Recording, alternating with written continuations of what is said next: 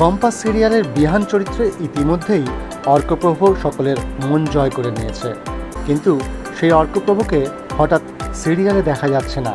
তাই নিয়ে সকলে বেশ চিন্তিত, কোথায় গেল বিহান।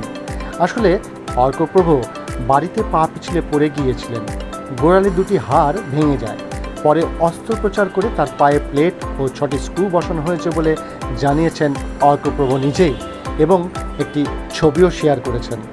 চিকিৎসকের নির্দেশে আপাতত 3 সপ্তাহের জন্য সম্পূর্ণ বিশ্রামে থাকতে হচ্ছে তাকে। তবে ধারাবাহিকের কাজ থেমে থাকছে না, সে বাড়িতে বসেই তার সংলাপ রেকর্ড করে পাঠাচ্ছেন। তবে আমরা তার দ্রুত সুস্থ ও আরোগ্য কামনা করি। তাড়াতাড়ি ফিরে আসুক অর্কপ্রভ অর্থাৎ বিহান। বিনোদনের নানা রকম খবরাখবর জানার জন্য দেখতে থাকুন এক ক্লিকে বিনোদন।